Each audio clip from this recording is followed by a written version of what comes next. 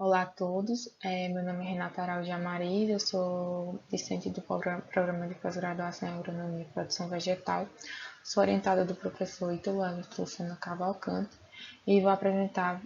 o artigo Avanço no Sistema de Produção de Manga Kate, Interação PBZ com ácidos fúlvicos e aminoácidos livres, para a disciplina de Estatística Experimental da professora Francine Hiron. O artigo ele foi publicado em 2021 na Science Horticulture, com Qualizar 1. Ele tem autoria de alguns colegas de grupo de pesquisa e do meu orientador, Dr. Ítalo Ebert. Bom, em condições naturais e sem práticas de manejo adequado, a mangueira ela floresce apenas uma vez por ano, quando encontra fatores ideais como temperatura, luz, fotoperíodo e estado nutricional. Pomares comerciais de manga, na região tropical brasileira, eles são manejados para interromper o crescimento vegetativo e induzir o desenvolvimento reprodutivo no momento mais economicamente viável,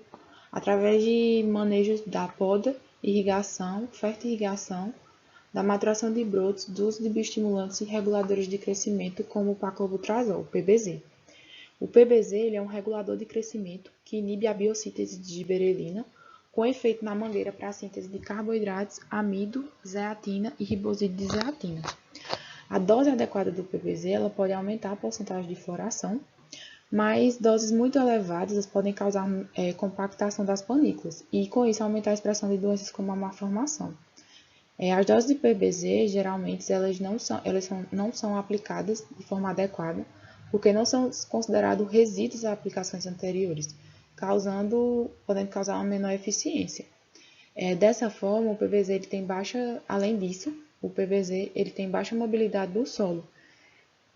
então as plantas elas não absorvem inteiramente e ele fica acumulado no solo, podendo contaminar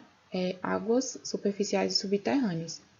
Para melhorar a absorção do PBZ, sugere-se substâncias orgânicas, como ácidos fúlvicos e aminoácidos livres, pois ambos têm efeito na complexação de íons e moléculas, garantindo melhor absorção devido ao aumento dos transportes no solo para as raízes e a permeabilidade da membrana. Os ácidos fúlvicos são uma parte fracionada das substâncias únicas presentes na matéria orgânica do solo, cuja principal característica é o aumento da capacidade de troca catiônica do solo, estimulando o crescimento radicular, regulando a absorção de nutrientes e formando complexos com íons e moléculas, afetando assim o transporte de nutrientes. Eles são considerados os mais ativos na hidrólise mineral e o transporte, devido ao seu baixo peso molecular, a maior mobilidade do solo, a alta capacidade de troca catiônica. E já os aminoácidos, eles também podem formar complexos com nutrientes e outras moléculas, resultando em uma maior e mais rápida absorção do PBZ, pois eles atravessam a membrana plasmática por transporte ativo, além de atuar na defesa das plantas.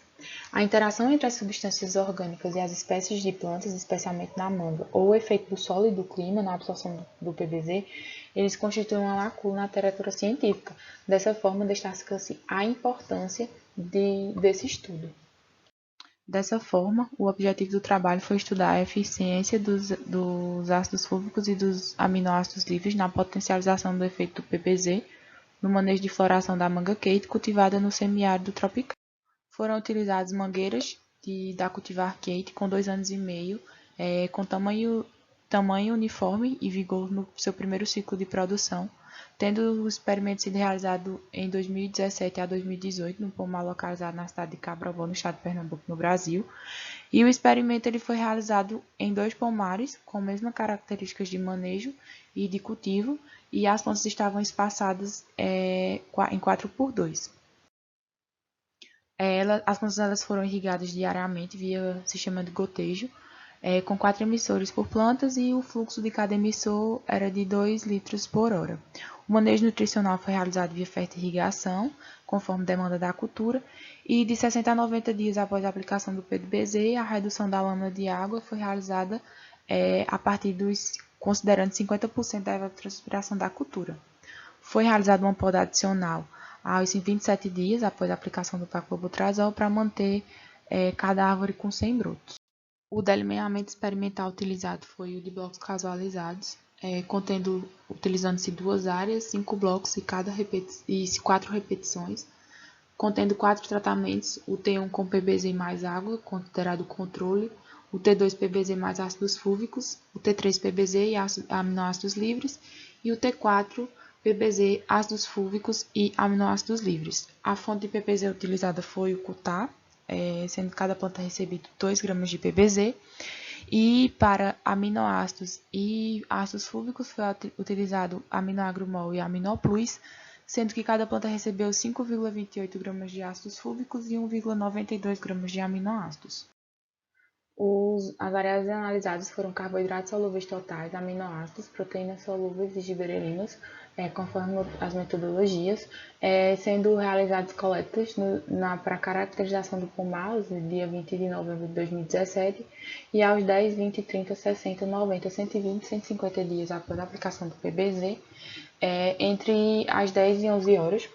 E também foram avaliadas floração e produção do fruto, na qual a floração ela foi quantificada a partir da razão entre o número de brotos e o número de planículas, e a produção de frutos, sendo sua colheita sido realizada no dia 20 e 26 de setembro de 2018, quando apresentava o estágio 2 de maturação. Os dados eles foram submetidos à análise de variância, sendo que foram utilizados os softwares Sysva e Sigmaplot, e as médias elas foram comparadas, com exceção da variável gibberelina, que apenas discriminou-se as médias das amostras por tratamento. Até o início da redução da água de irrigação, os aminoácidos totais livres nas folhas eles estavam abaixo de 4 em um dos pomares. Nesse período, houve diferença entre os tratamentos no pomar 1 aos 10 dias após o PBZ, quando o T2 ele foi 2,11 milimol por grama de massa fresca abaixo do controle. Aos 30 dias após a redução da lâmina de irrigação, os níveis de aminoácidos eles aumentaram nas folhas significativamente, sendo que o T2 ele foi 94,55% maior que o controle, o T3 86,55% e o T4 67,92%. No pomar 2 houve diferença significativa aos 90 dias, quando o T2 foi 45,38% maior que o controle e o T3 104,76%.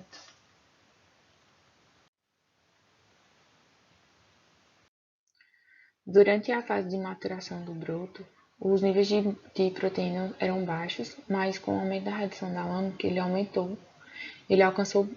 teve picos próximos à indução de florescimento. Nesse intervalo, o T2 ele teve um maior aumento, sendo 199,81% no pomar 1 e 225,91% no pomar 2. Na fase seguinte, houve uma diminuição até a frutificação a 150 dias.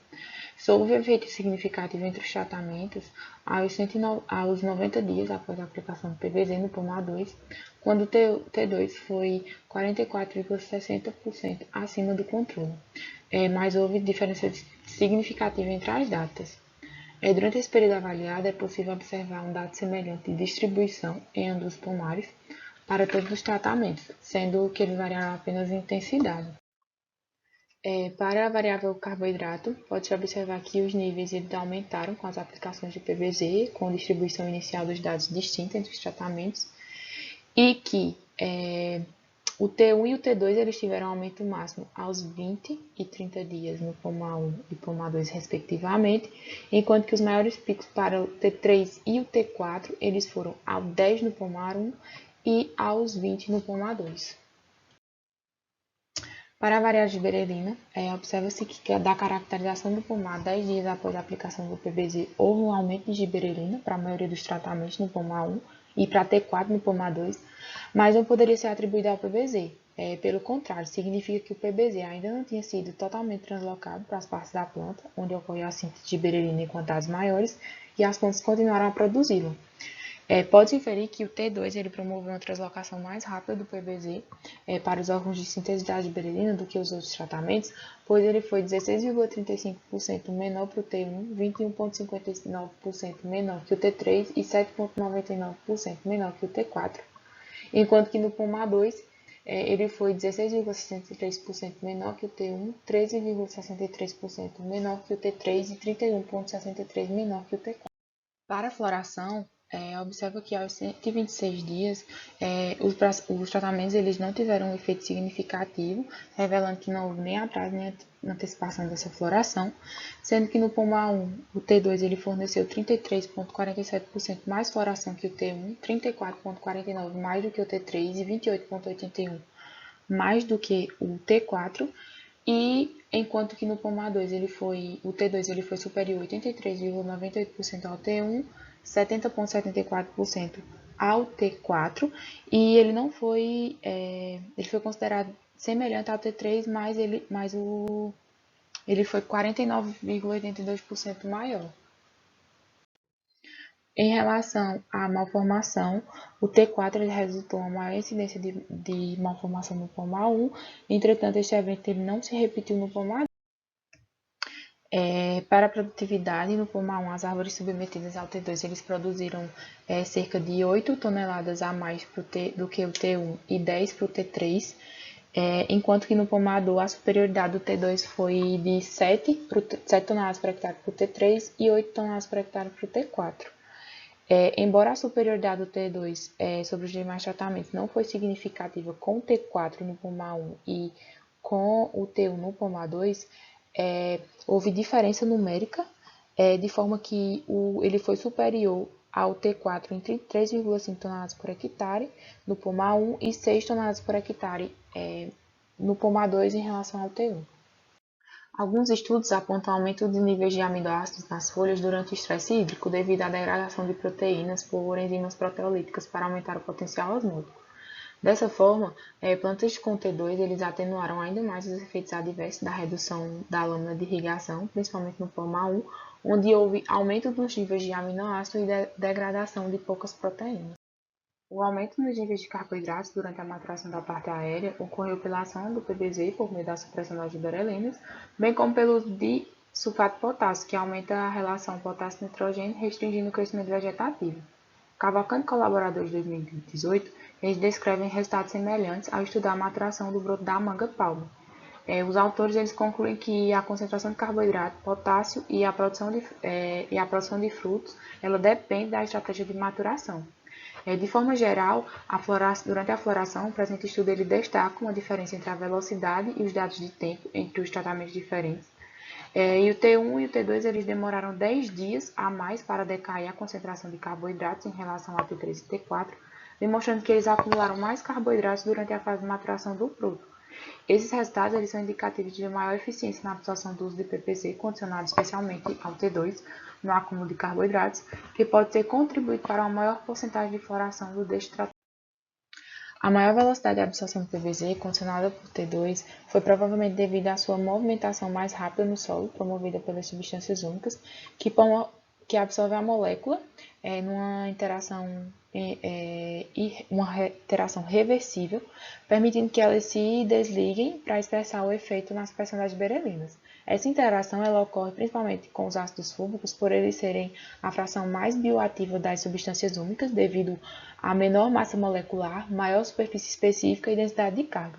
Como o PBZ ele atua em parte do processo da biossíntese de berelina, assim que chega aos órgãos da biossíntese, ele reduz a concentração. Então, no presente estudo, os níveis de berelina eles diminuíram durante a indução floral, exceto para o T4 no POMA 2,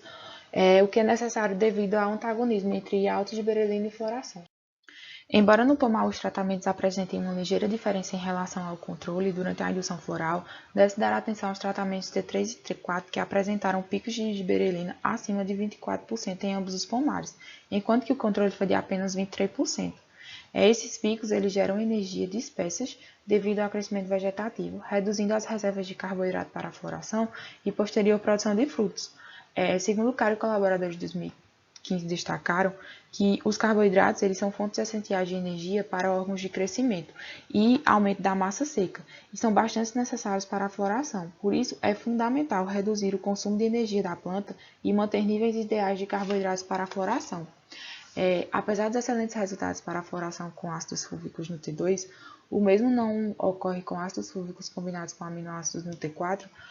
devido à ligação de grupo polar de ambos, resultando em menos complexação com o PBZ. uma vez que os aminoácidos e ácidos fúlvicos podem interagir e formar complexos resultantes de interações não polares entre eles. O efeito positivo dos ácidos fúlvicos associados ao PBZ é aparente impactado na produção de frutos. Em geral,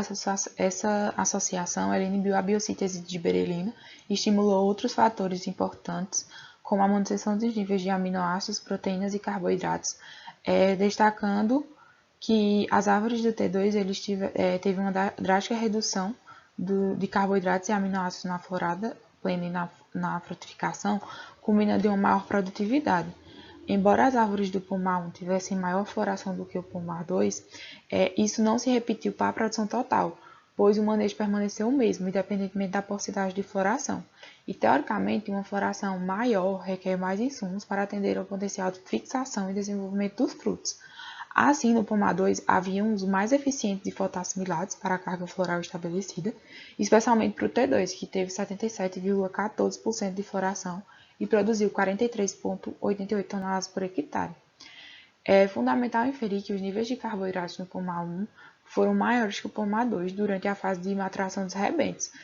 o que proporcionou uma maior porcentagem de floração. Entretanto, nas fases seguintes, os níveis de carboidratos eram equivalentes em ambos os pomares, favorecendo a frutificação e o desenvolvimento do fruto para as mais baixas cargas florais do pomar 2.